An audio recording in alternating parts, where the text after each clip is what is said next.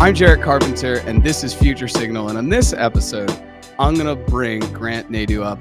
Grant also goes by Grant Sparks. He is a coach, a content creator. He is an entrepreneur. He runs businesses.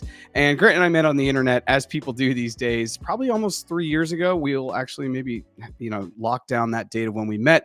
We met on the internet through cryptocurrency. And for a long time, we actually had a live show called Not Crypto Bros. If you're watching this on LinkedIn, maybe that's how you know Grant and I.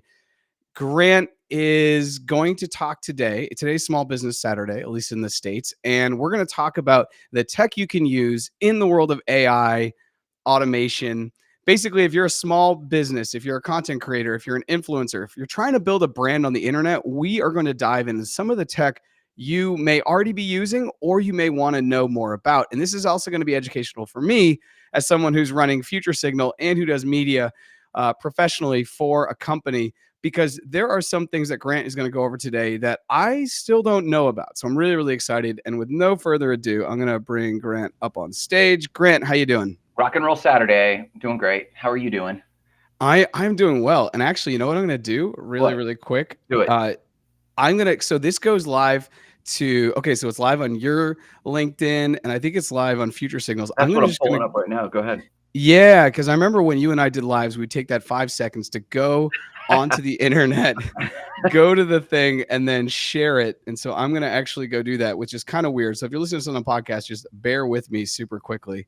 Anyway, Grant, you are on the road today, as am I. Where are you, and how are things?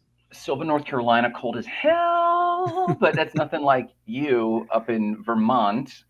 But it is chilly. It's a gorgeous day though, and it's the type of day that it's not overcast. So if you were outside properly clothed, it would be really nice, But like I have this thing where like if I cannot be in my boxer shorts outside and inside equally, there's something wrong with the world, And so, so I got to get over that. But Silver, North Carolina is gorgeous, and most of North Carolina's recovered from the storm. And they were telling me, a lot of the people were telling me that the message out there is all the roads to Western North Carolina are closed. There's a lot of recovery, Asheville, but it's really hurting the tourism industry. So anytime I'm talking to people, I'm like, dude, like it's like everything's back up and running. Like get out there. It's gorgeous. We were just at a tree farm, Darnell Tree Farms yesterday, which is super. Do you guys do that in Vermont, like Christmas tree, and you go out and cut your own down and do the whole? Yeah, and we even did that in Mass for a little bit of time. There are tree farms, and you'll go over, and it's basically like the IKEA of things, because like there was a time where you would buy something, it'd be a finished product, but now it's like putting it together or going out and cutting your own tree. So people still do that. But I also feel like, and I don't know what you guys got going on, I feel like plastic trees are now definitely a thing, just because you buy them once, you put them away, you take them out again, you buy them once, it's financially it can be a better thing. Obviously, there's nothing like a natural tree once you've had it. But yeah, and we used to do in Florida, and I actually love this tradition. We used to get an adolescent palm tree and decorate it, and then we go plant it. And then it's like, oh, I can go plant it, but like I can't go replant Fraser fir. Yeah, especially when the ground is frozen. And where I am, as you called out in Vermont, I don't know if you can see. I'll show maybe at the end, because once I move the screen, but there's snow on the ground. It is nicely snow covered. Oh my god! So, but no further ado, let's jump in. Let's go. Yeah, just so people understand, Grant, basically, I said, Grant, I want you to come on. I want you to talk about all the tech you use in all the different facets of your life as a professional, as someone who's a content creator, as a business owner, and as someone who's avidly helping out influencers right now. And I think that this stuff is really, really important because, well, we can let's dive into the definitions, and then I'll get into a little diatribe. But here we are. And today we're going to be sharing some ideas that are good if you're running a small business, if you're an influencer, you're a content creator, or a podcaster. And I added that on because Grant and I are both in that space as well. Yeah. But I first would like us to define small business. So Grant, I'm going to give you the mic because I think this is really important. You and I were talking, before we hopped on. So go ahead. The small business is defined in the SBA as companies with up to 500 employees. And like, this is joker business. Like, I don't even know well, like why this is still the definition when there's $1 million revenue companies with solopreneurs. And so maybe it should be a revenue definition, but the average small business still only pulls in between $57,000 and $58,000 top line revenue a year. And so, to me, this is a nearly useless definition.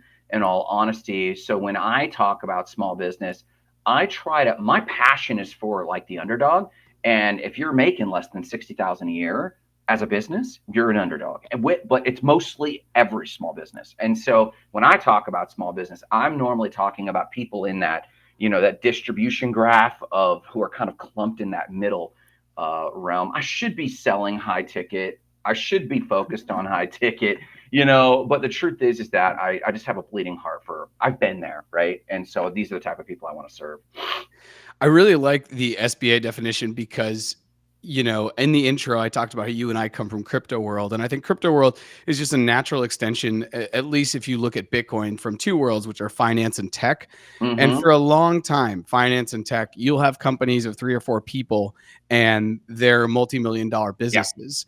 Tether right now, I don't even think has like 80 employees and Oh they my have God. billions of dollars of revenue. Yeah. Strike, which is a Bitcoin company, Jack Mahler's company, I think they have like 30 or 35 people, and they're multi-million-dollar companies. So Yeah. uh, they're companies that are under the 500 headcount. And this is where I actually almost went into a diatribe, but I helped myself back because I think the way we think about business has evolved so much where it used to be the labor, right? You took I was capital, going to call that out. yeah, you took capital, you invested it. So you and I, 300 years ago, we would have, I don't know, I'm just going to say a number and I don't know what it would be with purchasing power then, but let's say we had $50,000 and we would go buy a mill and we would Mm-hmm. hire some people to work the mill. And then when we got more money, we would create another mill in another place. And now we have two Mm-hmm. mills. So there's our labor and our capital being the real estate that we own and Mm-hmm. maybe the cash that we have on hand that we're going to continue to put into things. Mm. But one of the things I think we're going to get in today is the absolute shift that the internet has brought us in the world of create once, sell infinitely, whether it's a digital Mm. product or anything else. And now we live in a world of almost nearly free distribution. And we should actually at the end, but we're not going to necessarily in the slideshow, we're not going to talk about the distribution mediums being like YouTube, maybe where you're watching Mm-hmm. this, or LinkedIn. We mentioned Instagram, but more from like a different angle. Yeah. But I just think we live in a world of infinite leverage. And so that Yeah. idea of you and I having $50,000 now to start a business, we may be able to have a lot more leverage quicker than just having to hire. I think back in the Yeah. day, a business was always constrained by the amount of physical labor it has, but Yeah. the internet has changed this. AI is changing this drastically. Automation is changing this. Globalization is changing this. Outsource is always changing this. Mm-hmm. Um, if you're stateside or even if you're not, there's all these conversations right now going on about tariffs and what that will do. And Yeah. that is just another leverage point for one nation to hold another nation accountable for whatever they think they can hold them accountable for. Yeah. Going down a different road here. But the point is, we've separated the ability to say, 100 years ago, if I came to you and I said, Grant, how many employees do you have? And you said, oh, I had 150 employees. Well, I'd be Yeah. like, well, Grant is that's a dude. He's got a That's a business dude. and he's out there running. But now Grant may say, hey, I have a couple employees, but I Yeah. may not be able to understand what his numbers look like. So I think that that's really important when we do talk about, because today is Small Business Saturday. So Small Business Saturday Boom. could still be a company that has, millions of dollars of monthly recurring revenue, or it could be a company, as you've called out, that has somewhere between, under 60,000 top line revenue. Mm. Yeah, it is interesting that we report GDP, gross domestic product or production, and so that's kind of an output, like, Yep. but it's kind of like not a revenue, but the gross value of an output. We do report labor numbers, but it's funny that I guess the Small Business Administration has their own necessity on defining this. So I guess context matters, but you're right. You like since the information age and probably a little bit before, since we're talking about technology, it's always about leverage. And when you have technology and leverage, you're always trying to diminish your highest expense. And it's not that it's heartless about labor, but you can't ignore that labor is the biggest expense, And so it's a kind of a catch 22. But yeah, I love this discussion about small business for sure. Yeah, I just wanted to start there, and I know that Hmm. normally when we have conversations, we do. It's important we understand the words that we're saying. So when we say tech for small businesses, let's just get right into Yeah. technology. And if it's cool, I want to take a stab at this. I've Yeah. always found, and this is going to be a very basic definition, but for me, technology has always been something that saves humans their time. And that is where it is at such a baseline. For a couple of years of my life, I was in the Peace Corps, and for about 11 of those months when I was there, I wasn't with a family that had or I wasn't living with a family or in like a community that had a clothes washer. Uh, Hmm. and so I didn't have that, so I had to do it by Hmm. hand, and I actually really enjoyed washing my clothes by hand. There was something meditative about it, but Mm. when you sit back and you say, "Okay, I do this, let's say twice a week, and it's 45 minutes to an hour," and you just add that up, the Yeah. opportunity cost is high if you're someone that's trying to make sure that your hours are sacred and protected, and you're setting boundaries, which I know you do. Hmm. So, anyways, for me, the definition of technology has always been something that allows humans to basically, yes, reach efficiency, but through saving hours of their time. But Yeah. anyways, I wanted to start that and now throw it to you for maybe a higher up definition or a less You know, philosophical definition. no, no. I mean, to me, I think of it like the place where if you're in space, you see where like night meets day, and there's that line. It's called the terminus. I picture technology like that, where the Greek roots of this is what we know, logosology, right? Logos about the techno, the building, tecton is the Greek for techno is tecton, and it means the building, right? Or the construction or the construct. So the word together means what we know about the construct. And that means it's ever unfolding. And I think that I am a technologist unintentionally, because to your point, there is a wiring in the human species for efficiency, for conservation of energy, honestly. Like we're all like, oh, how do we conserve energy, And so when we're building a business, we have headaches. And it's like, how do I conserve from this headache? And then what we know about the construct advances, and we learn, oh my God, like I could automate with Zapier this whole process. And you're like, oh man. And again, like very rarely is it like, I hate Jane Smith over in accounting and I want to get rid of her. So I'm looking for a technological solution to get rid of her just so I can profit more. More often than not, we're like, oh my God, could I never have to deal with this again? And someone, lo and behold, solves that with a piece of technology. And so for me, technology is like that terminus. It is an ever advancing edge between what we have known and what we're trying to know. And we're problem solvers in nature. So I think if you're in business, you are by default a technologist. Even if it's not digital, even if it's not info. Like if like I remember hearing about this guy who was a sick crane operator, and he found a unique way. This was in the book Clockwork. It's an anecdote from the book Clockwork by Michael Michalowicz. And they had this role in the company that was second to none. And it was because this crane operator could load lumber on a train car something like 6 times faster than anyone else, just because of the methodology. And he didn't have a new piece of technology. He didn't have a new app. He didn't have any of that. He just got really good at it. That's technology too. So for me, we're just by default looking for that edge, that terminus of how we can get more efficient. Um, and we're not cold, but when it comes down to it, it's like, I am really trying to grow. So I happen to be, if I'm a business owner, I just happen to be a technologist. I think all of us are. And we're Well, either doing that good or bad, right? yeah, and I think your business is a reflection of how good of a technologist you are on some level. And I'm really glad that you brought up the idea that a technology doesn't have to be a physical thing. It could be an idea, because I think Mm-hmm. Henry Ford with, the the assembly line, that was an idea. There wasn't Mm-hmm. anything that necessarily, it was a different way of thinking things. Instead of having everyone pick up a pail of water and run it 100 yards, Yeah. what if we all stood in a line and passed the pail of water? That's Yeah. an idea, and it's not something. It's more of like a philosophy. And so I think, anyway, I think that that's really good that we put that out. So I like the call to the terminus. We're basically trying to find ways to conserve energy, to become more efficient, and for me, it's like save time. So I think those are really important when we talk Yeah. about Zapier. I'm really glad you brought that up because we're going to Mm-hmm. dive right in there. So let's Mm-hmm. continue to go here. Once again, this is for small businesses, Mm-hmm. influencers, content creators, and podcasters. Mm-hmm. When we look at everything, I'm going to try to make sure that we go through why do you use it? How do you use it? Okay. How much does it cost? Which is normally a really important thing for people to keep in mind. And then Yeah. are there any worthy competitors just as we go through? These are, and I also have this slide here also so I can remember Yeah. myself. These are where I try to go because I think we could get in the weeds on some. We may go down different rabbit holes. Hopefully they're good ones on Yeah. others. So the first amount of tech that we're going to talk about, and these are really just digital platforms, right?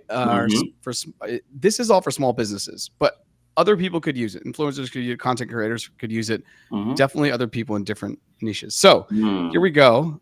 Let's talk about ClickUp. Now, as you'll see, each slide is going to have the logo. It's going to have the domains. You can go check it out. It will have the name. And then it will have, if there's like a slogan that I found easily on the website that kind of describes everything, it will have that. So why don't you talk about, for small businesses, maybe how you use ClickUp, why you use it, and then why people should go check this out. And once again, we are not sponsored by any of these things today. And no We're affiliate doing links. this, no affiliate links. We're doing this out of honestly, the curiosity of our hearts.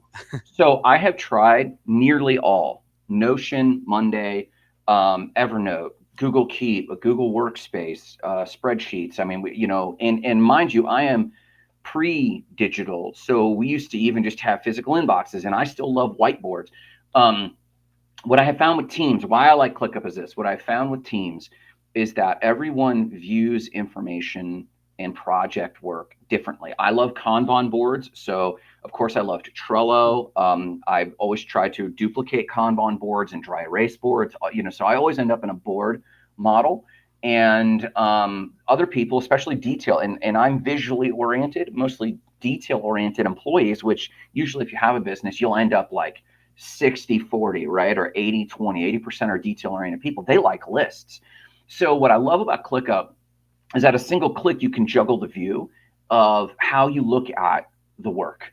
And then it has a bunch of good management stuff. So, some of the other softwares like Asana and some of these, at the time that we chose ClickUp, they had similar functionality, but then you step into the management functionality. ClickUp was one of the first to have a thing called a pulse that was built right into it. I can see if you've just been clicking around, and if I really wanted to look, I can look at what you're looking at.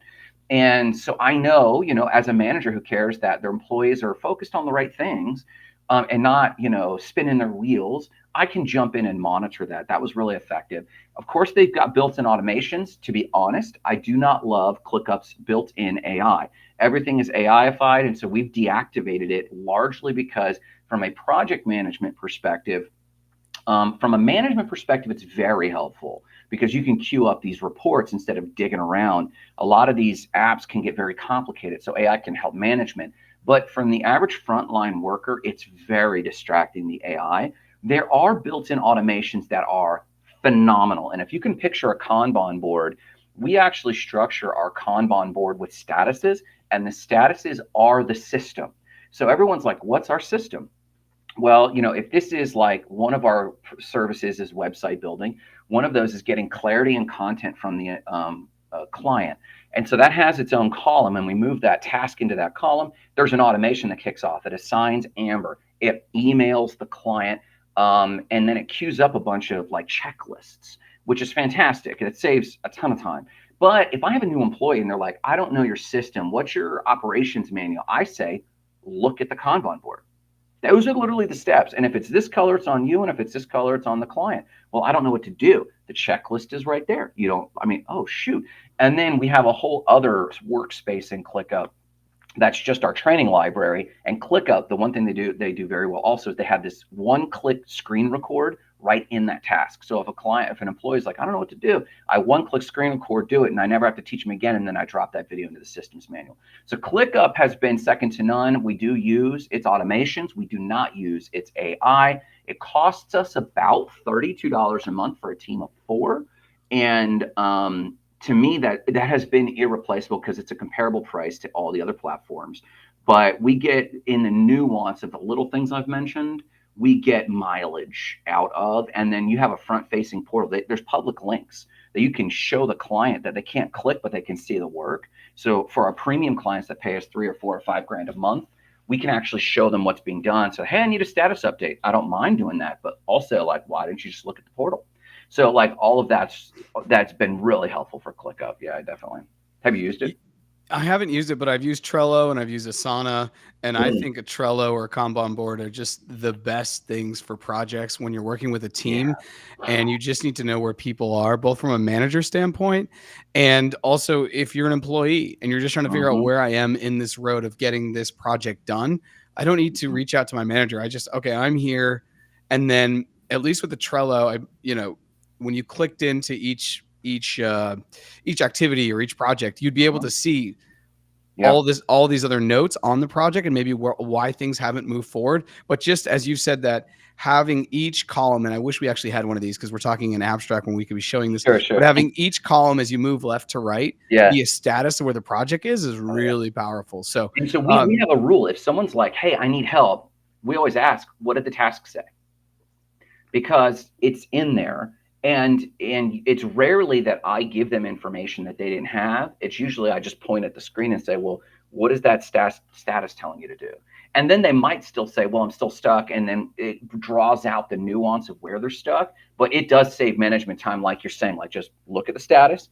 That is what you are supposed to do. Well, what do I do in this scenario, that scenario? Now we get into nuance, and now I can really actually train something valuable. So it saves us a ton of. This is a good technology. Yeah. this is a good tech, and I love the other thing, that the one click record. We at the company I work for, and just when I've worked with other people, it's so great to be able to, and especially with clients for websites, Hmm. and we can kind of get into that towards the end. Just to be able to screen record something, they're like, "Oh, how do I put up a new item on to sell, or how do I update a photo?" I've just have YouTubes that are out there that are hidden that are only for the clients, and they're a minute long YouTube, and it shows you exactly what to do, and it saves hours, Mm. hours, hours, hours. I actually tweeted the other day. This was kind of a little spicy tweet or a sour tweet, but I was like, I'm starting to create content now to not have to repeat myself, Yeah. because then I'm just like, oh, you're interested in this? I just send them a video. I'm like, yep, look at this. This is good. So Yeah.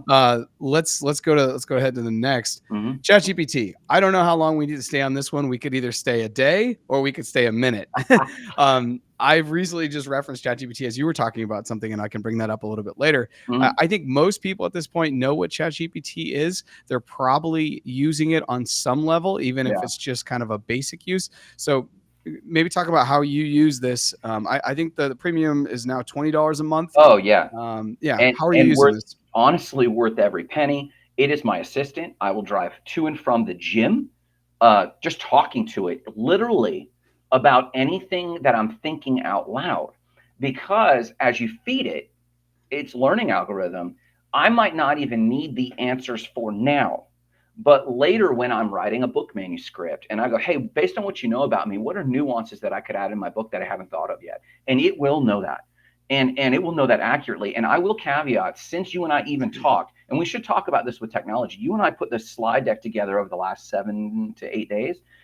It's even changed since then because I am now testing Claude from Anthropic heavily, for other nuanced reasons that honestly don't belong in the show right now. But for the purposes of Chat GPT, I use it heavily. We pay for the Premiere and you put your credit card on. But what we also did, I want to say a year ago, we built a content bot in Google Spreadsheets, right? And I hand coded the entire thing, and I had to figure out the API. Now with ChatGPT with Canvas, it is doing code perfect coding that we just launched a platform, which we'll talk about, I think, in a future slide, DMO Go. And ChatGPT wrote it. So we paired that with another platform, which you have another slide for. And I spent maybe a week and a half writing this a year ago. I did this with ChatGPT, I think this year, in about 2 hours of the product that I have now. And we can talk more about that. So to me, this is the this is the elephant in the room, this and Claude, not just ChatGPT. I would have told you 3 weeks ago, ChatGPT is going to eat everyone else's lunch. And it's growing so fast and so quick. This is the immutable companion. And then you can pair this into the reason I'm looking at Claude is you can automatically tie it into now. Right now with ChatGPT, you have to connect an API to train that model, or I have to dictate to it. And you can pair it in, and it's still a little difficult, not very difficult, but a little difficult for the average person to tie ChatGPT into your database, whether it's your website's FAQ section or your own history of manuscripts or chat. What we're all looking for, all of us, are looking for our AI twin. We're looking for our outer brain because we have generated more knowledge, more information that we have forgotten that we've even created. Anthropic with Claude just launched a contextual language model that hovers over everything. And you connect it into your Google Drive, and it will eventually consume your entire Google Drive. And so I think ChatGPT is going to come out with this in minutes, right? Like, and so it doesn't really matter, but everyone knows ChatGPT. I talk to it all the time. I feed its algorithm. I pair it into with easy APIs, but do not miss the ChatGPT with Canva model. A non-coder can ask it for code, and then ask it, what do I do with this code? And it will then tell you step by step. So you could be a complete non-coder, and it will tell you what to do with the code. That's my take on ChatGPT. Yeah. Yeah, like I said, we could talk about this for an hour. I want to call out a Yeah. couple of things just as you were talking. Andy Bryant, who actually texted me yesterday, if Andy's watching or watches this recording, he saw that you were going to be on today, and Yeah. he's been on in the past to talk about AI. He's been building and coding in AI for a long time, and Wow. he's a couple things. One, he said he's going to be replaced in 5 years. Yep. And he and his wife have already had this conversation because he's like, this is now my path. If my job gets replaced by the thing that I've kind of been building, Mm-hmm. what do I do? Right? The economics of that. Mm-hmm. The other thing is he said, who the hell is Grant? And why is he going on your show instead of me? Kind of He's probably worth more than I am for sure. well, I know it's tough to tell. And then I also want to call it today's November 30th, which is a big deal to have ChatGPT up on a screen and you and I to be, two talking heads, because it was only 2 years ago in 2022 when this thing came out. Yes. It was early December. It was in December where I kind of, I got my account and I just started playing around. I said, what is this? I don't know what this is, but I need to understand more. And what people need to know about this too, FYI, with my website company, I have been messing with our AI-driven website design since 2013 when I first bought Bitcoin, right? People need to realize this is 11 years ago. And then in 2015, we reapproached it and it hadn't made it anywhere. 2017, it was dirt trash. 2022, there's the promise of AI-driven website design, still trash. Most of my phone calls in the website company are, I tried an AI website builder for 2 days and I'm still stuck. What do I do? And so, but this year's different. That's how fast it's accelerating, at least in that domain. Obviously, for copy, it is far and beyond. And now we're just looking at rolling out to other things like video and twinning. So I only say that as context to say, as someone who's been no bullshit messing with this for 11 years, to your point, the last 18 months are breathtaking, and I don't think we can comprehend the next 18 months.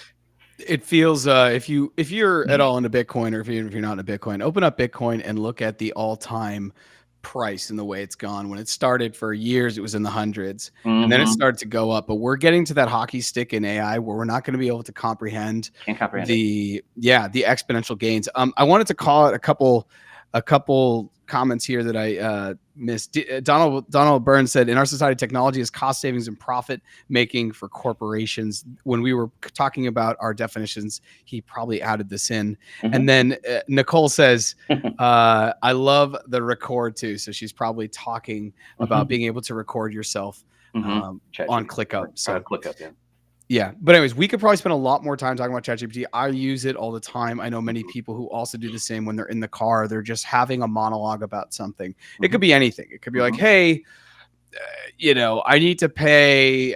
This is my budget and I have to pay my bills. How can I do this? I was just thinking about this. They want to charge me this much per kilowatt at my home. How can I get that down? You can ask it about anything. I ask it about, I'm currently trying to become a better runner, and I'm constantly asking it what I can do to shave off time, and like what workouts I can use to get better at a 5K. And the stuff it comes up with, it's just sourcing the internet. So and the final note here, and then we can just jump ahead. The number one innovation for this was the same thing that Google did for search in the early days. When Google put up this most sublimely simple interface, it was an interface problem, not a data problem. And that interface made us go, oh, I don't have to search through a list server like GeoCities or Yahoo.com or AOL. I actually could just search and it will crawl. What is that? ChatGPT did the same thing. That is what has been the acceleration, in my opinion, is the interface. And you talking about the fact that you can just drive and talk to it, and it's now inferring. Like, I can't even fathom. I can't fathom. I don't think we can fathom what's next. And then you have things like Anthropic that now it's iterating the interface further, where it's abstracting the interface, meaning it's hovering over your content with zero input. Everything is an input. I don't even think we can fathom who we're going to be in 12 months, man. Anyways, Not even in 12 months, if you look at this comment. So Donald Burns says, I'm driving down the road listening from my sunglasses. So he might have the meta glasses, yeah, which I think if yeah, we're talking about AI, I want to call it as well. I know Claude is on the way up. Gemini is pretty good with Google. Meta still has their AI, which is now when you're in WhatsApp, or if you're in iMessenger, or you're on Facebook, or you're on yeah. Instagram, it's there. It's Once there. again, we have to move on from this because you and I will go down this rabbit hole. Sure. Google Workspace, I kind of want to fly through this one. Most people have Cool. something touching the Google Suite, whether you're using the Google Deck, Google Slides, Google. Most people probably get into it with Gmail. Yeah. For a long time, before I started to use Canva, which we're going to call it, I was using the Google Art to create logos and stuff, just because it was easy to use and you could export in different file types. Yeah. So most people use Google Workspace. It's free on some level. Obviously, if you want bigger capabilities of storage, you have to pay for it. But if you're cool, we can just kind of fly forward. Well, and Because the there's only others. thing I'll say with this is Mhm. falling radically behind. Like, it's wild. Go ahead. Yeah. Yep. I agree too. Zapier. Now, this is one where I think we'll stop and stay for a while, because I think I've used Zapier off and on for a couple of years here or there, basically just to connect things. I mean, it's basically an API. Yeah. And the best way to describe an API is you can get two things that don't need to know each other to talk together. Yeah. So just like when I sit at a restaurant ordering direct to the kitchen, I use the waiter. The waiter is basically the API. So I don't have to talk to the kitchen, but I can still get out what the kitchen's value, which is bringing me food. The waiter does that transaction. So Yeah. Zapier, take control of Zapier, streamline your tasks, and achieve more with less effort. Now, I've seen people use Zapier to literally replace humans, in the sense that I don't need all these people to go do all these things, which on some level we've kind of discussed about technology doing, right? Removing one of the biggest costs to a small business. But talk to me about how you use Zapier, because we've never spoken about this, so I'm excited. Yeah, we haven't really spoken about this. We've honestly begun using it less and less. We were one of the first people we knew using Zapier for automations, and it was a little buggy in the early days. So we were on again, off again, and it wasn't buggy necessarily because of itself, but because like it depends on so many APIs. It has come a long way. One of the best features we've seen recently is multi-channel chatbots. You can create a chatbot, your own custom chatbot, right in Zapier, and you can feed it a database you build of just your FAQs. Trick is you have to feed it a database, which is laborious. And APIs are the future. I would even say, Donald Burns posted a note there, APIs is the future, freaking cool.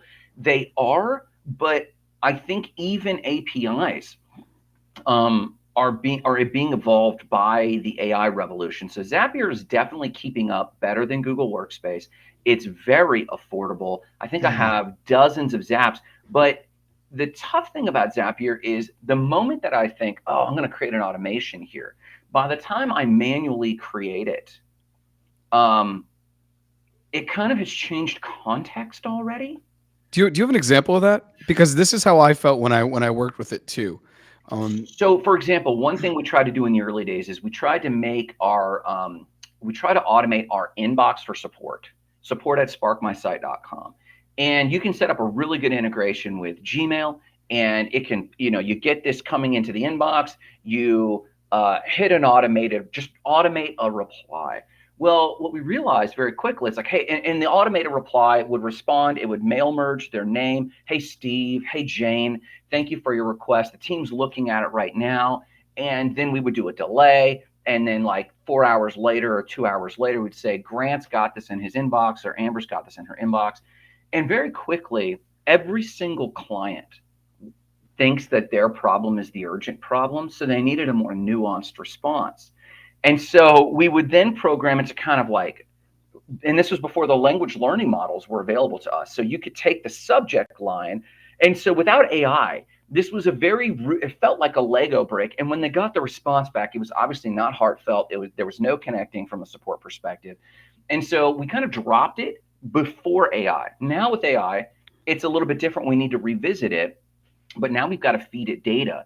And so like tools like Zapier, I think they need to be very, I think, production driven instead of first off, I think customer service should be one of the last things we actually automate and AIify. And so Zapier should probably be more like project management, but even project management has to be nimble. So like I get a project and I could safely say when it comes in, language learning model says this is a support request versus a technical support, and it divide it out and assign it to Amber versus assign it to me. But like the client is the input, and the client doesn't know, wait, is this just like I feel insecure about my customer order? And so it's like now I've got to take time to feed that model. And whereas I could literally just slap a ChatGPT or Claude Anthropic model to ask it questions and it do it so much, the conversation, what we're learning from AI and things like Zapier is I still have to construct like the mousetrap. But the mousetrap is changing day by day. So you have to get very granular. Like it has to be an accounting invoicing situation. So for me, I have used and still to this day use Zapier, but we're sadly drifting away from it because it almost requires so much more than just like, let's stick Claude on it. I don't know. What about you? What are you finding on it?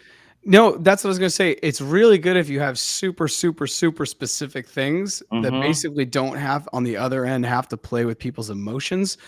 I've used it in the past when I was setting up a funnel, just so when people would fill out this, it's a good if this then. And Yes. so if they fill out this form, then they get hit with an email, and then that starts an email drip. As long as that email drip can be super generic, you're good. Yes. But if there's any nuance, maybe in the form they say, hey, by the way, don't message me now. Can you send it to me in a week and remind me? Yeah. It wouldn't do that. It would still just say, nope, the form has been filled out. Let me hit them up. So the nuance is lost. Yeah. So I was gonna say I think it's really good if you have things that like there's no client on the end or customer on the end, if that makes sense. It from Yeah. a because there's just no You have to, it's it's almost like there has to be a scale granular problem yeah. that is literally a widget that happens every single time. Like if we were selling websites at scale, we generally don't. We generally sell 4 to 10 websites a month, which isn't really scale for us. And so there's so many nuances there. I could compartmentalize taking the client's name and putting it in this one field so that I can use it, you know? Yeah, exactly. And so I was using it for a while back there. I was getting a masterclass together and just trying to figure out how it all work. And that's fine. If you're going to pay $50 to learn how to do something on the internet and it's all going to be Zapiered and there's going to be a follow up a month after and 3 months after, hey, how's the product? How can we support, those Mm-hmm. type of things. But any nuance, I think it just kind of falls apart. And that's where I do think I agree. it may kind of wither. Mhm. But let's continue forward. Yeah. Zapier is a good one. If you've never used it, go ahead and check that out. Make, this is one I'd Yeah. never heard of, but what an amazing domain if you're Yeah. into hoarding domains like I am, and maybe you are, Grant. From tasks and workflows to apps and systems, build and automate anything in one powerful visual platform. That sounds nice. Do you want to break down how you use that? So Make is fantastic. One of the ways that we've used it because, this is just like Zapier on crack. I have liked the interface of Make a bit more. It is you do have to have a little bit more technical familiarity, but most people today could navigate it with ease.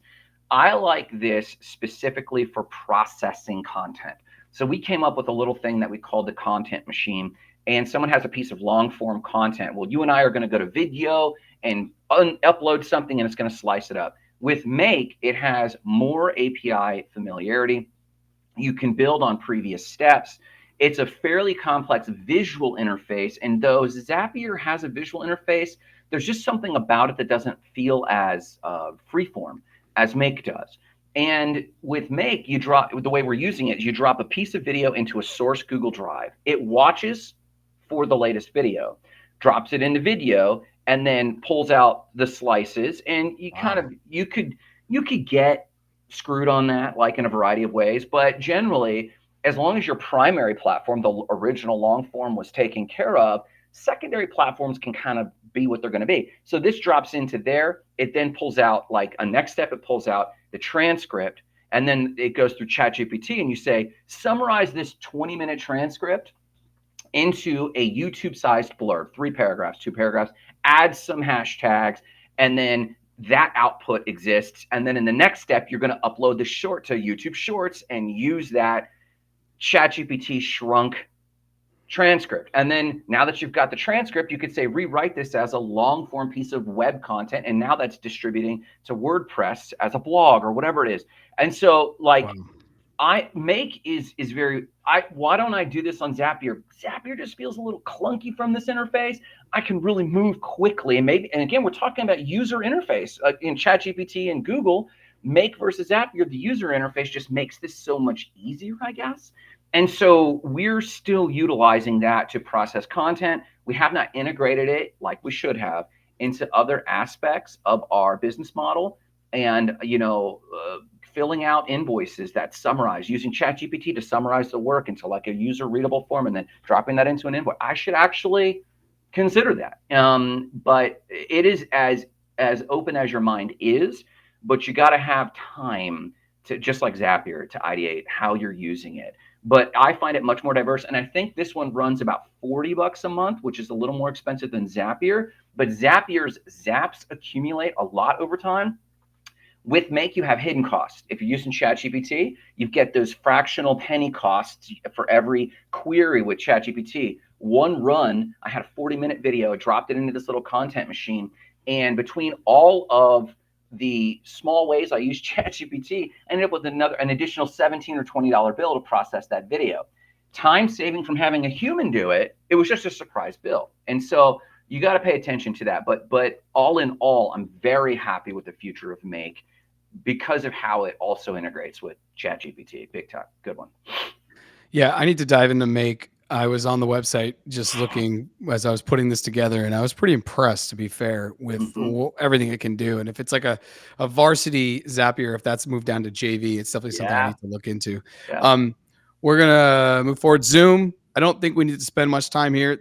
Most people know what Zoom is strictly Mm-hmm. just because of the pandemic. Yeah. This is a video. A video meeting app. I also use, and it goes back to the Google Workspace. I also use Google Meet a lot. I know you do too. Yep. So that's another one. Mm-hmm. We're going to get right into influencers. Now, Yeah. before we do that, do you want to talk about some of the work you're doing with the Influencer Academy? Yeah. Thank you. Theinfluenceracademy.com. I held off from jumping into marketing with the web design company for years because of what we're talking about with small business owners. At $60,000 a year, the average invoice from a marketing company is $2,500. You're not going to help small business people. You're helping medium-sized businesses with that, but not small business owners. And largely because most marketing companies are just focused on awareness campaigns. They're not really connecting to actual sales, right? Which a small business owner making $60,000, anything they spend needs to attach to sales. So the realistic thing is most small businesses are just stuck doing awareness campaigns and engagement campaigns, which is great, right? And so along comes my partnership with Nicole. She owns an influencer company. We're merging. We just haven't done the PR launch on HotSpark yet, but hers is Hot Mod Influencer Agency on Spark Sites. HotSpark Show has been a show we've been doing.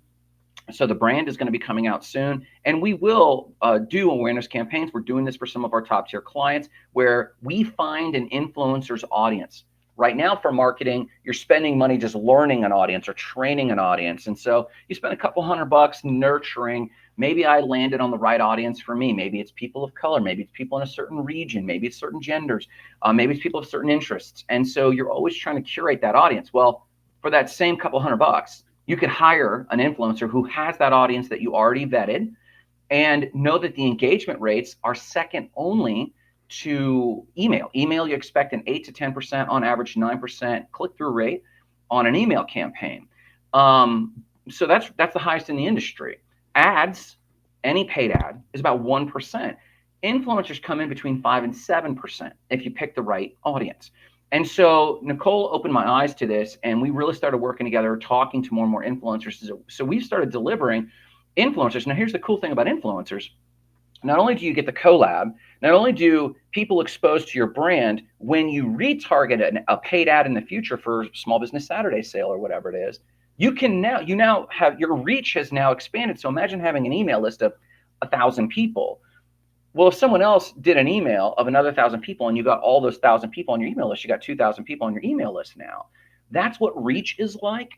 And so you now have that reach, and that's to the tunes of tens of thousands of people. And so your price cost per acquisition, might be $15 to get your service or your product, and that's really high. But with a retargeting campaign, it might drop down to $1.50 or $2 because they've seen your ad before, and maybe not that go around, but a go around in the future. So in terms of making sense, influencer work making sense as a marketing solution, content creators making sense as a marketing solution for the average small business person, I think it's second to none, because when an influencer comes in, they don't promise sales.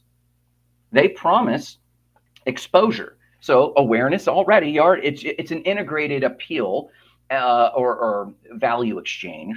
And then if they really do want to go for sales, an influencer will say, well, hey, maybe just pay me on affiliate income because I really believe in this. And that's affiliate income is a win-win, so long as it's integrated for the creator. So anyways, it was a no-brainer for us to introduce this solution to our what we consider small business clients. And so we put together Influencer Academy, where we're training influencers about not just like, here's our templates, but also like, here's how to negotiate deals, because that's where it's falling through. And our promise is, listen, come in, use all of our tools, follow our advice to the T. We guarantee you get a paid collab in 30 days or your money back. So that's kind of like, it's a no-brainer. So we're doing both sides. We're serving brands and travel destinations on one side.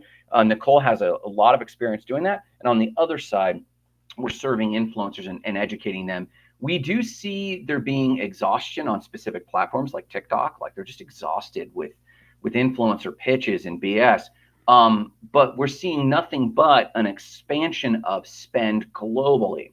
The average company is, I have to be honest about this, the average company is spending less on influencers than they were last year if they were spending money last year. But this year, the average amount of companies dumping money into influencer work is much higher. So globally, marketing spend is moving away from old media and into creator-based media. So that's kind of my high-level shtick. Yeah. That was a really good pitch. And I think later in one of the slides, we're going to actually look at the Influencer Academy, the website. Oh, cool. Klear. We're also at minute 48. I hope you can go a little bit past the hour, because I'm here. barely. Okay, cool. Klear. Here, definitely great. All-in-one influencer marketing tools. I had never come across this. And actually, when you go to Klear.com, it looks like it's a Meltwater offering. It looks like Meltwater may have. That was fairly recent. It recently acquired them. Yeah.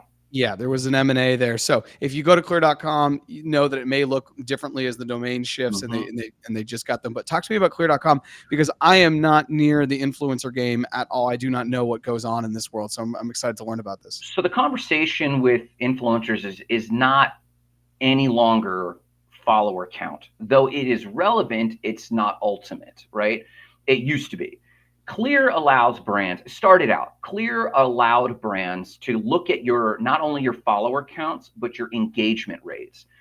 Fairly recently, it went through a big change where they require the creator now to make an account, and that creator has to connect their channels. And if they don't, it's hard to get that data. So there was some gatekeeping from Klear that began, but all in all, it was ultimately for to put power back into the influencers' hands, because that really initially it only put power into the brand's hands. And you could come to me and say, Grant, I've got 10,000 followers on crypto, and you have a crypto offering. I'd love to be a part of this campaign. And I look, and yeah, you got 10,000 followers, but your engagement rate is trash, right? Like, no one comments, no one likes. And so engagement rate really drove things, but it was like a one-way dialogue within the last year. I'm fairly sure, because we had the situation with Florida Bushman, who's a prankster. He dresses like a bush. He jump scares people. We just placed him with one of our clients.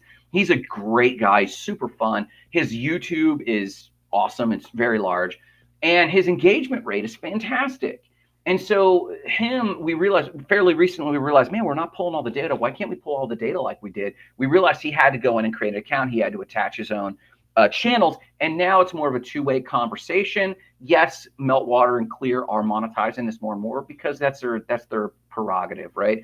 But it's still a helpful tool when negotiating brand deals for both sides to be on the same page. If you told me you got 10,000 followers and your engagement rate is 2%, and I go, okay, I can check that without having to opening your account necessarily with a Clear poll. Yeah. I love that. I Yeah. love that. That's okay. So it's basically a broker. It's a broker to make business for It doesn't influencers broker the and deal, but it brands. definitely is fact checking. It's like a background check Okay, for, so it's like yeah. a PSA for Yeah. cards. You send it away and it gets a 9.5 or whatever. Okay. Yeah. Yeah. Yeah. Yeah. Very cool. Very cool. ClickFunnels. Most people have an idea of what ClickFunnels look like, and the reason why it has an asterisk is to remind me to open up the Influencer Academy. So if you're cool, I want to share that, Sure. and Grant, you can walk through. So Yeah. this is an example of a ClickFunnel. This is Influencer Academy. Grant, please. So Influencer Academy, it's right here. You can click and join anywhere, but to honor the conversation about ClickFunnels, I've done website building forever. I could have built this on WordPress, right? But it's not about what you see visually. It's about what the steps are. And most marketing today, most people have a website. They're the average AC company. They're like, I need a landing page and I need a content page. And the question always is, what do you want your website to do? Well, most of my business is word of mouth. I don't need it to do anything. That's okay. And you're not going to change their mind about that. But I really wish we could. It's about funnels. It's how we're guiding someone through this process. And so all of the buttons, the button at the top, don't miss out, join, and yes, get started getting paid as a creator, they all go to the same page because it's about the funnel. And we really want people to generally go to the same next page. So if you think about things in terms of funnels, you realize why clients are giving you money or not giving you money because you're guiding them. And this has been a problem with website in general, for service-based companies. Well, I want them to call me. Well, how's the customer flow through your website? So the reason we like ClickFunnels is they're the OG. We have tried Kajabi, Go High Level. We've tried all of the platforms we could get our hands on over the years, and ClickFunnels still has it got outdated for a while, which is why Kajabi and Go High Level are like, if anyone has looked for any services like this where you can email and you manage clients, it is radically focused on funnels. And then they launched ClickFunnels 2.0, and then it was a little lacking in the area of being able to create affiliates. We can now create affiliates. Like anyone who joins Influencer Academy, there's a series of workflows and automations like how do you onboard somebody to an app or to a SaaS process, or they have an inbuilt, if the client reaches this page on the funnel, hit off this series of automations. If they go to this page, nix that automation, do this automation. And it's built for marketing and sales. I can't say it any other way. Until recently, Dean Graziosi, Tony Robbins, they all built everything in partnership with Russell Brunson on ClickFunnels. There's a big snafu right now. I don't like how Russell Brunson, he's suing Go High Level, and for hashtag reasons. I still believe that in terms of a tech stack, it has the quickest onboarding. I have literally purchased Go High Level 3 times, and I'm a technologist. And each time I start building it out and it gets very convoluted. And then they say, well, go through our onboarding. I go through the onboarding and the onboarding's not convoluted. Then everyone reselling Go High Levels like Grant is super simple will help. I go through them because they're a reseller and you trust them and you get in, you say, hey, I need help. Well, there's this onboard and it turns into a 3 or 4 month complexity. And it's like, business is moving so fast. I can't take 3 months to onboard. So the onboarding for ClickFunnels is still easiest. Again, I'm not a reseller. I should be, but I'm not. I still believe it's the easiest way because some people complain, well, there's not enough features in ClickFunnels. And for me, I go, it builds the funnel. I have robust email drip options. I have robust this page to this page, or if you want to test these pages, it has robust that. And for me, it's like, if there is much else, I'm starting to get distracted instead of focusing on the main thing. And because it's simpler, if you've run ads and I've run ads, we both run ads. The name of the game is to limit how many things you're testing so that you know what to improve. And so a lot of the other platforms are just all over the place. For me, ClickFunnels is still the way to go. And we still have influencer. We tried to move to Go High Level and we kept coming back going. It's just too difficult and we don't see the ROI. So we're still here. Yeah. Yeah. And when I went to the top, this looks black only because I had opened up It's the screen video. before we recorded, and the video had already run through a couple times, so that's why. But you can go to the influenceracademy.com to Thanks, kind of man. check out what the ClickFunnels example looks like. Yeah, I appreciate that. We could probably talk about ClickFunnels as well, like ChatGPT, for a long time because I've used it and I've also bought stuff off ClickFunnels. I'll go to a website, I'm like, oh, this is a ClickFunnel. It's well done. It's pushing Yeah. me towards one direction. Do I basically want to buy or am I going to X out? Yeah. So it's great. Yeah. The next thing for influencers is Instagram DMs. And I know with the Influencer Academy, you guys will literally go through and you probably have like macros or copy that's already written, but how to leverage Instagram. I will say Instagram DMs for me are really important because I have two phones. I have one for basically North America, one for South America. And so the one thing where you can always kind of find me is I have Instagram open on both because I use Instagram now for personal, connecting with people, but also for work and for this podcast to be able to move things forward because it's basically just a messaging platform. But anything else to add there? The only thing I'd add is do video. If someone has video enabled, send them a video message. They're getting DMs left and right. The DMs are being pushed into the requested tab, and most people don't even look at the requested tab.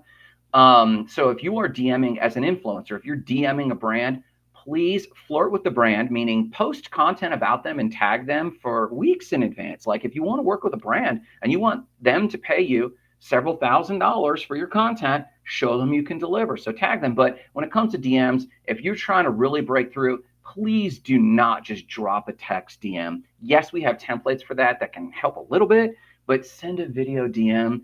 If you want to break through and connect with someone, get your face in front of them. People resist this, and I do not know why, but video DMs are everything. And I would say the same on any platform, honestly. If you can send a video DM, please do it. It shows people are now deciding they can choose from anyone. We have complete choice today. And it used to be pre-internet, you had limited choice. But if they have unlimited choice of whether or not to do business with anyone that looks nearly like you with a better audience or better engagement rate, people ultimately decide to do business with people they like, and they only decide if they like them with personal touch. So yeah. It tied into DMs, but a lot of time when I connect with people on LinkedIn for the first time, or I'm starting to build a relationship with someone on LinkedIn, I'll send them voice messages to kind of run through things. It's also just quicker for me than to sit there and try to type something out. And when we type things out, we often do get bogged down. And is this said perfectly? Is that verb right? Should I be doing this? But I'll be like, hey, I saw this. And actually for the guest who will be coming on next week, I've sent her a couple messages like that. We've still never met in person, but we've been on, spaces and stuff. So, all right, let's continue to move forward. Unicorn platform. And I have an asterisk because I'm going to go show another example. So unicorn platform looks like, go ahead, Grant, go. No, this is great. I want to give a shout out, and his name, I am so remiss on this. Not John Rush. Maybe it's John Rush. What I'll do is afterwards in the comments, I'll drop his Twitter handle. He's on a variety of platforms. He is an indie hacker. If you're familiar with the indie hacker movement, the idea is what we're talking about. One person shows trying to create monthly recurring revenue on micro platforms with micro purposes. And they don't have to be the next Tesla or SpaceX where they're groundbreaking technology. You just have to do something that people really need one bit better. And DMO Go is this. A lot of travel influencers, they want to go to Puerto Rico or they want to go to Istanbul. And they're just shooting in the dark. They're jumping on LinkedIn. They're scrolling through LinkedIn. They're jumping in DMs. They hope they're talking to the right person. I would say this, why not just use my contact list of specific people? We have a specific list of the right person to talk to. Why not just talk to that person? And so we've made our list available with DMO Go. And so that's what DMO Go is. I built it on Unicorn platform, which was an indie hacker project that just said, how do we rapidly stand up a directory which has huge amounts of SEO value, or a single purpose platform that won't get into the weeds of and make it drag and drop. So this guy, again, I think his name is John Rush. I will drop his information below afterwards. He's an indie hacker that you can just talk to on Twitter. He's making really good money. He launches projects all the time. There's another one that parallels him. Levels.io is a guy that we follow as well. Another indie hacker doing phenomenal work of seeing an opportunity in the market, a pain in the market, and just saying, I don't have to make this sexier. I don't have to make this reach all of the masses. I don't have to have it help us survive an asteroid collapse or solve global warming. I just have to meet this one need. And so this was our a move into single purpose indie hacking, but for influencers and travel creators. And right now you could buy and go get, and we add more contacts every single month. But right now I think it's like 300 of our actual contacts of the actual person that actually works at that tourism board, get their personal email and phone number. Wow. Like, what's that worth, you know? And so it saves so much time. So that's what this is. But the unicorn platform literally is kind of like ClickFunnels, but it's not funnel focused. It's single purpose focus. You grab the templates. I built this, I think, in about 3 hours of work, and I literally my data for it, I connected with Google Sheets, and you're just like, and it literally says, grab this link from Google Sheets, and you drop it in, and it creates a directory. So any niche focus you have, that you want to share with people, gatekeep. Maybe you do an exchange for an email. Maybe it's not a paid thing. Maybe it's a directory thing. Unicorn platform. I've been dealing with SEO for years, and the trouble with SEO is, well, how do I get 1,000 listings in here so that the Google algorithm picks it up, and so I get a bunch of traffic, and then I could put an ad up and just get paid on ad revenue. Unicorn platform is perfect for that. I saw this one guy doing role-playing games, the top 20 role-playing games, and it's so niche. And he just put it in a Google spreadsheet and dropped it in, and it creates a directory, and then he submits it as SEO to Google Search Web Console, and he gets a ton of traffic, and he just sticks up ads, and he's making, I think it's like $2,000 a month. I mean, that's life changing for some people. So Unicorn platform is a phenomenal platform for rapidly standing up a single purpose website. Yeah, I wanted to share the website, and we can come back here to Yeah, the. yeah, I'm glad that you went through that because I couldn't really tell exactly what it was, but I love that it's yeah. just a very single, hyper focused on one niche. Mhm. Because as you'll see, I have Squarespace written in Yeah, as with an asterisk as well, because you have ClickFunnel, which is basically a way to sell something, right? But it's also a yeah. way to set up a website and have a web presence, and it's really Hmm. well done. So Unicorn Platform is another one I need to Yeah, dive in a little bit deeper. Now we're yeah, going to get on to content creating. If people are following you, they know that you create content both yeah. for your personal brand, for your businesses, for the Influencer Academy, for Spark. Um, Video. This is one we Yeah, talked about buddy. before we got on. Make short clips from long videos. That sounds pretty simple. This is probably something I need to start to use, Oh yeah. especially to even take this episode and drop it in. So, how would I do that after I have this episode? It's up on Mhm. YouTube. Would I just drop the YouTube link? Do I take the raw video and upload that to the cloud? How does it work? Both. And I would caveat too, like every week more of these services are popping up. This is the one we've been using. You drop a YouTube video, you upload the entire video, whichever, it processes it, and it has this IntelliSense AI, which actually cherry picks its own selections, which a lot of the services do. Um, but then you can also set up your own template. So, like, sometimes you record like this. You and I are stacked, and it's really good for shorts. But sometimes, like sometimes for Nicole's show and I, Hotspark, we're side by side, and she might say something, and I might say something, but then the guest is in another frame. Sometimes it can get weird on Vidyo.AI. Well, you can set up a template where it's easy to kind of hand select some of the clips, and then maybe just click the video itself and slide it left or right. It's got a ton of options for captions, which are great. To me, this is the simplest. I won't go into a lot of the features, though, because to me, the tools like this that are best are ones that require the least amount of input and effort. And so for us, we've just set up the main function we set up was the template tool. We upload the template. I'll get an email 20 minutes later that says, hey, your clips are ready. And then right now, actually, Nicole uses this more than I do. She'll go in and pick the clips and download them. But you can also schedule them from Vidyo, which she really likes. I don't always do that because I really like to get into some of the SEO of captions and the SEO of hashtags, but it's efficient right now. And when you're doing shorts, oftentimes the shorts themselves are not your primary platform. They're just secondary. You want to make sure you're cross posting. And so we're kind of the essence that let's focus on the main platform, the main purpose, and make sure that's quality, and just make sure we're cross posting. So that's how we're using it, not spending a lot of time on it. I recommend it to anyone. Do you use a different service for shorts? Yeah, I was saying to you that I use Riverside to record. Now, this is Yeah. obviously on another one of the products we're going to call out what I'm Hmm. using right now to get this going.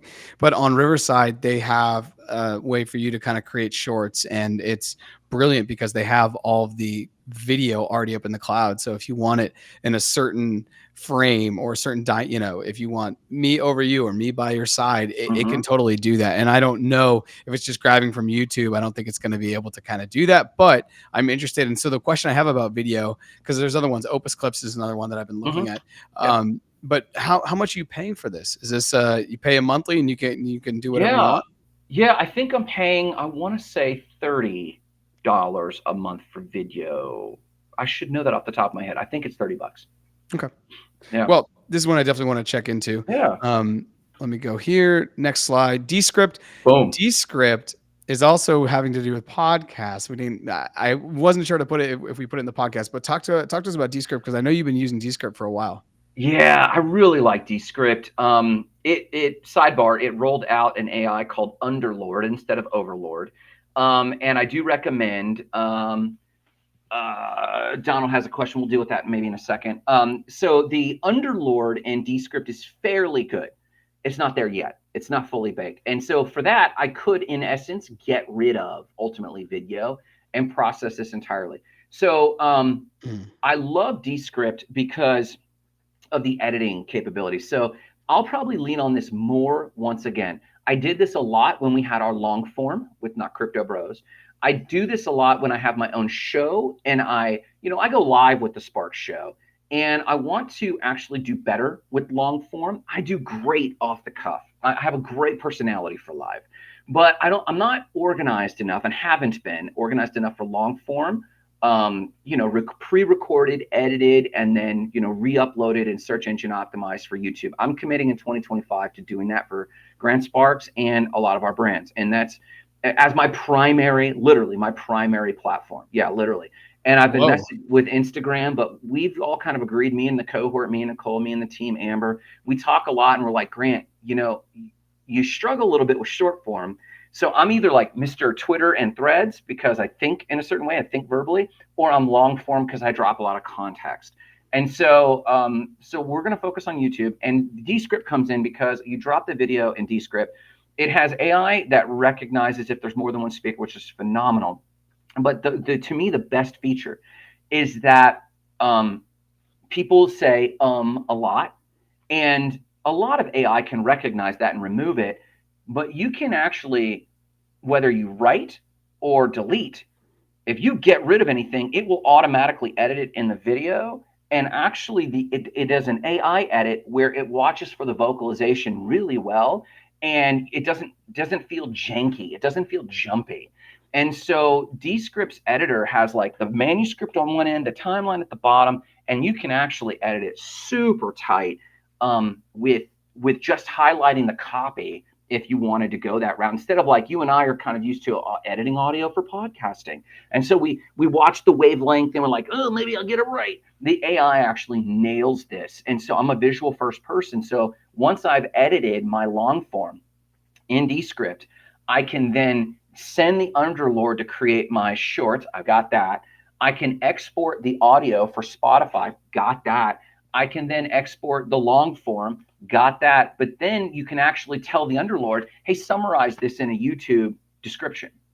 So just like you would, and I think it's using ChatGPT, quite honestly, and bridging that a little bit. So to me, Descript, it's a Y Combinator out of San Francisco app, and I think it has a much stronger future because then what it'll also do is if you type a brand new non-existent sentence, it will do your audio profile and duplicate it, and it's eerie. It also does this eye thing that if I'm looking at the camera here or if I'm looking at myself down here, you can tell it fix my eyes, and it will look at the camera. It'll go through the entire video with AI and fix me looking straight forward at the camera. So I could be reading a teleprompter over here the whole time, and it will make me look like, instead of down here, it'll make me look like I've been looking here the whole time. Yeah, which is one of the things I've taken when I do other podcasts. Not this one because I'm actually looking at you so much, but Yeah, normally I'm looking here the entire time and yeah, training myself to look here, even though I'm listening to you down here. yeah, Takes a long time. So for the work I do from 9 to 5, if you know what I do, if you yeah. watch those, I am looking at this the entire time, even though someone is talking, because it's just a different vibe. It's a different conversation. Yeah. That channel is different, but that is a very powerful thing. The other thing that does it, and it's actually an honorable mention, is Captions, the Captions app. I pay Yeah. $60 a year for that, and it does the same thing. This eye tracking software, Yeah. which is really powerful. But Descript is better at pulling stuff out, the ums and the ahs and the fillers that Does it people really say, well. than Riverside. Riverside has that same feature, but it Mm, doesn't always pick it up. And so mm, I'll listen to people or I'll watch videos and I know that they've used Riverside and they've just said, take this out, because you'll hear it. It'll be like, and then I thought it just, you can hear it, and our mhm. ears are so attuned that we'll pick it up. But let's keep running. We Right. do have a question from Donald, but I'm going to bring that up Yeah. at the end. Sure. Um, Okay. Okay, podcasters, we're going to run right in. So, Ooh. Restream is what I'm using right now to be able to go live to you. If you're watching this, whether you're watching on Grant's channels or one of the Future Signal channels, it basically allows Grant and I to get into like a Zoom call and then push that call Mhm. out to wherever we want on the internet. And depending on how much you pay monthly, you get to put it, send it out to more places. I think they have a Mhm. free version where you can send it out to like one or two, or maybe just one. You Mhm. could have it go live on YouTube. But right now, Future Signal is live on Instagram, YouTube, LinkedIn, and X. And Grant, you probably connected some channels, so it's going live for you as well. Yeah. Grant, you were the one who introduced me into Restream years ago, and I think it's a Mhm. really powerful tool. There are other competitors, StreamYard, but I've always felt comfortable with Restream, and it's been even Mhm. easier to set up now than it was even a couple years ago Yes. when I was using it for Boys and Bolas, which was a soccer podcast that I had. So, Yeah. um, I don't know, Grant, if you want to say anything about this. Maybe we can move forward, only because people are watching this Yeah. right now. This is kind of meta, and we're on Restream. So a lot of the tools, I'll only say this, a lot of the tools are the same across a lot of those services. Again, this boils down to how easy it is for a non-techie person to use it. And I think for me, Restream has the easiest onboarding. It has the most amount of streams. When I first approached StreamYard and OBS and some of these, there's RSTP, RMTP setups, and Facebook's has actually gotten worse over time. To go live right from Facebook is actually harder than it's ever been, especially from desktop. And so Hmm. I find it's easier to just set up Restream. I like how the chat shows up on the side, and then I like the stages. Like you can do presets of different like screen like this. There's presets, but you can get very granular. Like what does the background look like on each one, and how do they work? So for me, I'll just say this: go with Restream. It's the simplest, most sublime setup of all of them. The others probably have far more features, far more crazy stuff. Get up, turn the thing on, share your screen, go nuts. Do Restream; it's easier. Yeah, Easy sell. easy stuff. The next one's InShot, and I think you pay for InShot. InShot's an app I have on my phone, and I use that to edit, to Mhm. create memes, honestly, and to edit photos and to play around with stuff. I, Yes. I think you pay for it, but I feel like it's super fairly priced, like a couple bucks a month, right? Yeah, like I think I paid $19 a year, $10 a year, something like Yeah. that. I got really fast at it. Everyone loves CapCut for good reasons, lots of good reasons. CapCut is still difficult for a newbie to show up and be like, what are these features? We'll just use a template. Okay, but like, how do I scrub the video and how do I? InShot was just easier for me, and now I've just learned it better. I'll tell you where it doesn't do well is it doesn't do templates well, and it doesn't have the same music selection. CapCut, because it's ByteDance, or its parent was ByteDance or something like that. They have better agreements on music and sound, and you can see what's trending. And then if you post to TikTok, like it's not watermarked and all the stuff. But to me, I can get on InShot and bust out a decent video very quickly for my shorts. So I love it. I found my filters super easy. There's not much to say here. I would probably say if I dove into it, CapCut's probably more dynamic. But CapCut to me is like Apple and Mac. Everyone swears by it, and it's like, nah, and it looks real good. But if we were to get into it, like it actually is limited in a lot of ways, and you can do more with the other one, but it's not the cool kid. And so InShot, like to me, is like the Android of these video apps. Like I love Android. It's more dynamic. It's safer globally. It's better to do. There's less control. But for good reason, a lot of people like CapCut, and the cool kids are doing it. So Well, I'm a Mac guy through and through, and I hate to hear that because I love InShot, and I've I've pushed people to InShot. I've used it to edit long videos. I've used it to edit photos. I've used it to create memes for work and for personal and for Future Signal. So, anyways, it's if you don't have it, you should Yeah. download it. Yeah. That's great. Canva, this is actually this is meta once again. Every visual you see for Future Signal is created on Canva. If you and we're gonna look at the website in a sec. Yeah. The entire brand was created there. Grant, I know a lot of your branding was created there. My sister actually didn't know what Canva was, and she's What? been using Adobe to help out her partner's restaurant. They do the menu, and so I redid it last night. I showed her, and I'm going to get her onboarded because I can have her on my Canva so she can stop paying $30 a month for A Adobe. month. And I think if you're using Adobe and you're not a professional designer, as I said to my sister, it's like taking the Lambo down the end of the driveway to get the mail. Yeah. It's you're using the wrong tool. But Canva's great.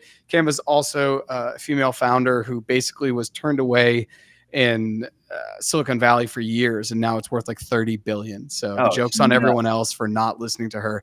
It's a Yeah. phenomenal editing product, design product. If you're a real designer, you look at Canva and you're like, this is trash, as real designers tell me all the time. But if you're not a real designer, but you want to create brand and you want to get stuff out on the internet, it's great. It exports in all different file types, which are really important if you're going to get Yeah. stuff done. I created the brand here, which you can see, and now I'm not talking to the mic. This was created there. I exported this, got it printed. Very, very easy. I mean, they have print right in it. And the thing is Adobe, I was born and bred on Adobe, like way back in the day. And they went to a subscription model a long time ago. And that's great.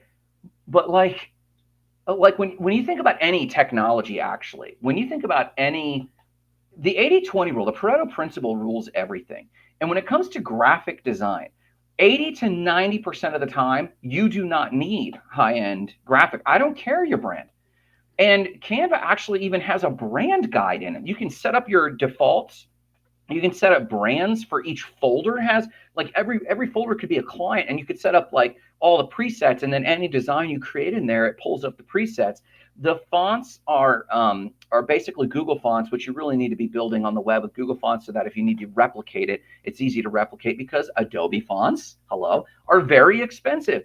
And they're not on everyone's computer. It's very not user friendly. So like 80 to 90% of all your needs, Canva said, we're going to deal with that. Anyone who's diehard on Adobe, I compare this to the Mac world where it's like, no. They're really good at these small nuances. Like, yeah, but that's less than 5 to 10% of all use cases. So you're spending money out the nose for these premium tier services. And to Adobe's credit, those 5 to 10% use cases are critically important and they do them very well. But as a small business owner, come on. To me, it's a no-brainer. Canva landed on that. It's a no-brainer. Exactly. It's a no-brainer. And actually, this was also supposed to be for the podcast section, but I added this section because Grant and I both have podcasts, and Grant has been creating content, audio and visual, for a long time on the internet. And I'm sure he was very happy when Canva came along and he got into it. I pay, I think, $12 a month. Yeah. And I just get so much value back because if I had to deal with a designer and deal with other things, it gets really expensive. So for me, it's allows me to create brand really quickly. The last thing is Squarespace, and I do have a asterisk here because I just want to share this. Yeah. This is the Future Signal website, and I have it's super basic. It just says, ignore today's noise, find tomorrow's signal in a picture, and then you have all the links, and that is it. That's good. That's it. And that's all it kind of needs to be for right now. Yeah. But I was able to create this in 2 hours, 3 hours, maybe less, probably actually way less, because I basically was just deleting other stuff that I had on this website. But Squarespace is another one that I just call out. It's very similar to, it's actually not very similar at all to, and I'm blanking on what's the other name of the. What to do? No, the drag and drop that other people use, Wix. It's very similar to Wix. I find Squarespace to be the Mac, and Wix is more like the Android. Squarespace is kind of a little bit more rigid, but they do have now interesting AI tools, and I'm using that in quotes. But just to call those out, these are things that I think small businesses, influencers, content creators, or podcasters could use to get a website up really quick. Once again, I pay like $12 a month to have it up. The domains, I don't know, $20 a year through GoDaddy, but it's a really good tool. I would say about websites in general, and Squarespace is fine. Everyone needs a personal website. I know that like it's in for most service-based companies to say, well, I just have a Google business listing or a Facebook page. And it's also in vogue for marketers to go, they could take your content anytime, they could deplatform you. And all that's true, but probability wise, it's very low. I think, and I love this. Is this a Bogota Bitcoin? This is Bogota Bitcoin. It's also my website, Jarrett Carpenter, and I'm just using this not as a shield to go to the website. If you want to go, I just Yeah. put up these new photos, but I created this. I can create this in, I don't know, 5-6 hours of focus, and it just kind of breaks down. Has my articles, has the two podcasts. Obviously, this is pretty Hmm. meta, but like you can create this really easily, Yeah. and they have templates that can kind of get you to the same idea. Hmm. Um, and I pay $12 a month. I Yeah. mean, it's Squarespace was basically looking at the way websites were done years ago, and they were like, no, we can do this better. We need to give people basically a drag and drop option, because if we're Hmm. holding back entrepreneurs and just creators on the internet and they have to go find a developer and Hmm. figure out the back end and code everything, we're Hmm. slowing down business. So the idea with Yeah. Squarespace when they created it was like, let's just speed up business. So Yeah. yeah. I'd like to know what their logo means, but Well, I I see, guess it's an S. I see the S's, yeah, It's but I'm two like, S's, but yeah, I it's don't know what funky. that's all. Um, so Q&A, Boom. when we get into the Q&A, and I want to wrap this up in the next 9 minutes so we stay Sure. to an hour and a half. Sure. What I've been doing, and I don't know if you saw this, I think you may have seen this.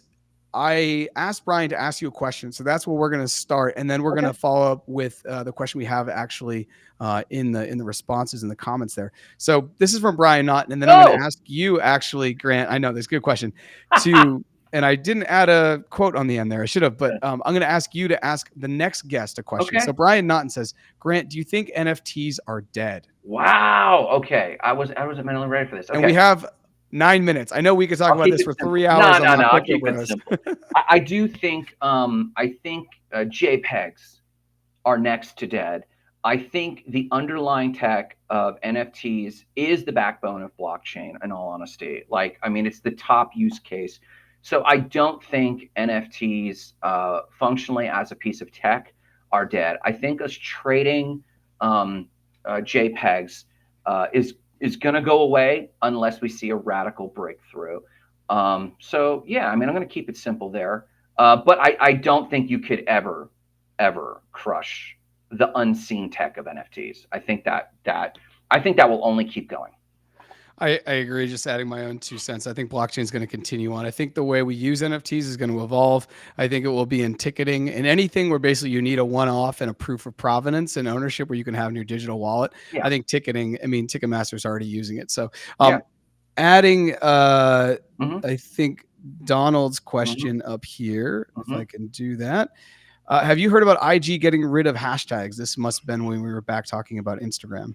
Yeah, only briefly, and I didn't give it much credence because I need to actually do Snopes check on this actually, because I heard some people rumor milling about it. The use of hashtags in terms of how users add them is subjective. Meta Threads has actually some pretty experimental use of hashtags. You can only do one per thread, and the way they roll out are very interesting. I don't think it's going to go away myself. I need to actually see if that was an official statement from Instagram. I'll check it out, but I think people like tagging things for searchability. Do we need hashtags functionally? I've always wondered this because SEO is SEO. And like if you wrote a post, if Brian Naughton posted this question as a thread, do you think NFTs are dead? Does he need to create NFT as a hashtag for us to get it in social search? Not at all. So what is it about the search that what is it about the search or what is it about hashtags that make them still relevant? I'm not sure, honestly. Like, does it boost the search algorithm? Don says, yep, IG said it officially. Well, I'll have to look. I don't know what the deadline for that is. I would be shocked if this wasn't a short term thing because people still utilize them. But in all honesty, do I think it matters? Nah, this is noise, not signal. Even if it disappeared, I don't know how it helps your branding because the social search is going anyway. And if you searched like Donald Burns has a brand I am Lakeland and a ton of others in that vein that I hope he's trademarking. I think he is. And so I Am Lakeland is this great brand. But if the phrase I Am Lakeland is there, whether or not they use it as a hashtag, AI is now can parse those words out and sees what those words are. And if someone just typed in I Am Lakeland, it would still come up in social search. So I'm not really sure if it will hurt. It helps your branding, maybe, but does it hurt your branding to not be there? I don't know. I've never seen it. I've in all my tests, I've never seen a difference. Yeah, the Instagram CEO was talking about hashtags not even a couple months ago in a video. It's just like they don't really matter. Your content's either there or it's not. You know, your videos, like you have like 2 seconds, and if you're not getting people to watch your video in the first 2 seconds, you can put all the hashtags you want to kind of guide people. Yeah, So and I tend to agree. Yeah. very rarely do people like when do they come into play? So when someone goes into Instagram to the search or explore function, they don't type in hashtag I am Lakeland, all one word combined. They might type in I am Lakeland, and a browser pulls it from everywhere I inserted, of course. But also, what would pull up in a browser is the phrase I space am space Lakeland. And so it's chicken or the egg. It exists so that exists, right? Mm. Whereas if it's quality content, which any search does, so I'll tell you the unique place where hashtags might come into play. If they saw a very interesting post by Donald and they saw the description, and at the bottom of that description, it had a series of hashtags, hashtag Lakeland, hashtag I am Lakeland, all one word. If they click that, it might then bring up all the posts that have that. But again, this is a situation where it exists because it exists so that it exists. But why wouldn't just the phrase I am Lakeland thrive on its own? And but what he is bringing up is a very good thing, and that is the meme of the hashtag. So the meme of the hashtag is different. So to Donald's point, his brand could be the phrase I space am space Lakeland. That could be a brand. But the meme itself, hashtag I am Lakeland, all one word, it has its own branding. My advice to my clients for the longest time has been don't depend on a hashtag. Why? Because it's complicated. It's like giving someone a complicated domain name to remember. And at some point, that function could just disappear. So the thing should stand on its own. The branding, I am Lakeland, should stand on its own as its own I space am space Lakeland. That should be its own brand. Because memes, as we know, come and go quickly. And so I do get it will hurt some companies that have built on brands that are memed to the hashtag. Like it appears on the shirt with a hashtag and it's memed. But that trend went away quite a long time ago. And brands in general are building on their own story in their own brand. So yes, okay. So if it's official, I didn't know that. If it's official, then it's happening. So change now. Quit leaning on it and start pushing out a ton of content. Right now that just capitalize on your own phrasing, your own name.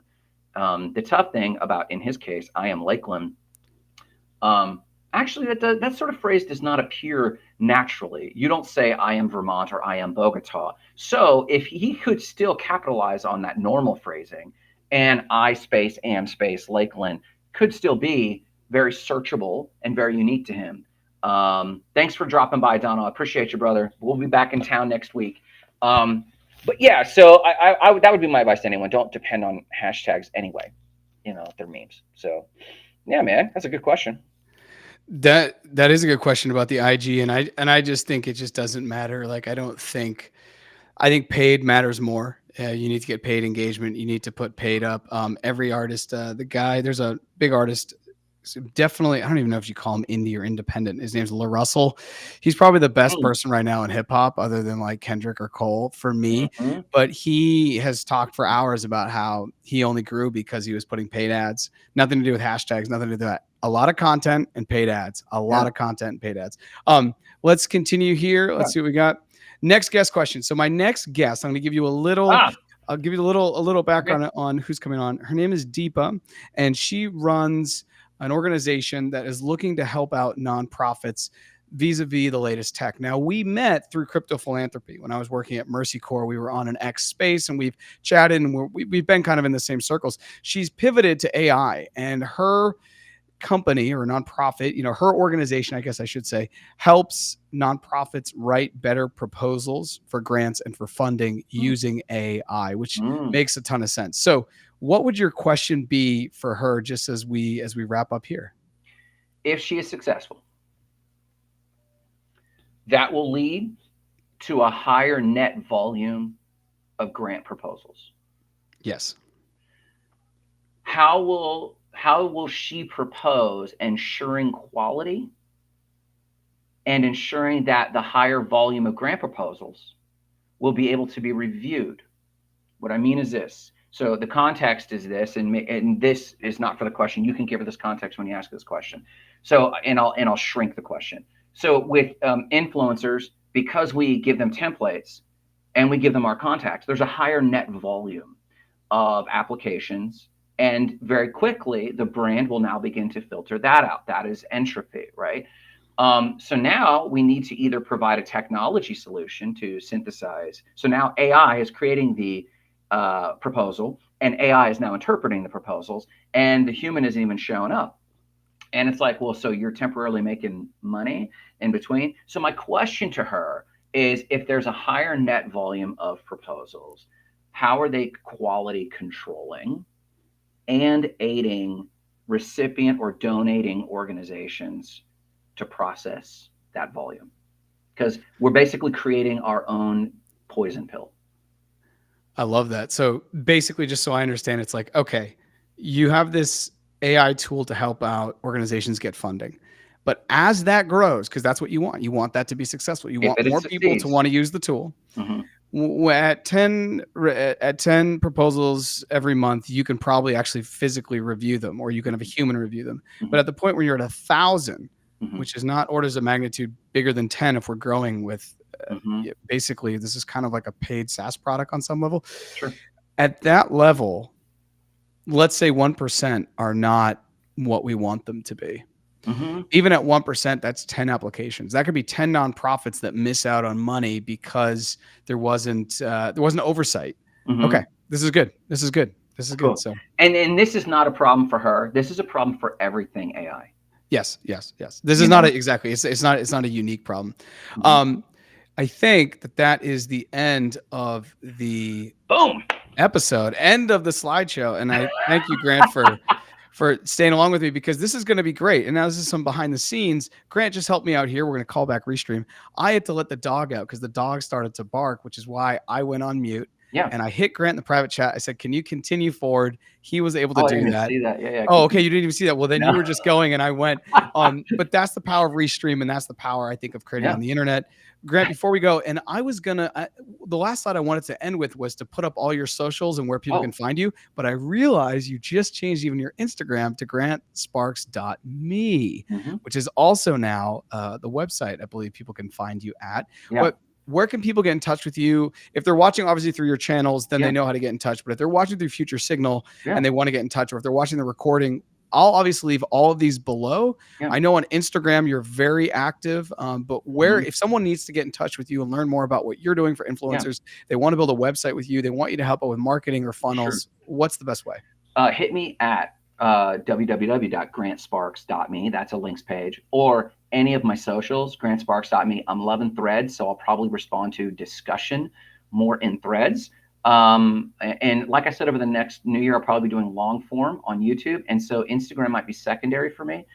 So if you really want to hit me at grantsparks.me as a website, or on threads, probably, if you want to actually chat it up. So yeah, boom.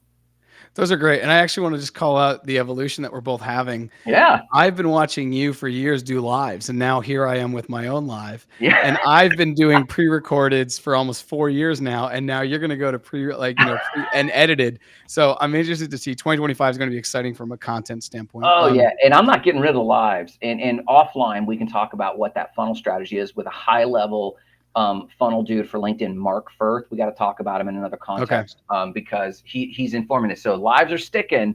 I'm just now adding something that you're skilled at, which is long You're form. adding the layer, yeah, because Yeah. it's a whole different realm. But if you're watching this on YouTube or LinkedIn or Instagram or wherever, make sure you go find Future Signal. Where I try to be across all socials, even though we're not Mm, active on all socials right now, as I still build it out. You're listening to this on a podcast platform. Make sure you check in the episode description because you want to actually watch this on YouTube because of all the visuals. mhm. And subscribe though on the podcast platforms. And thank you so much for watching. And Grant, thank you so much for joining. And Thanks we for will having see me. you guys next time.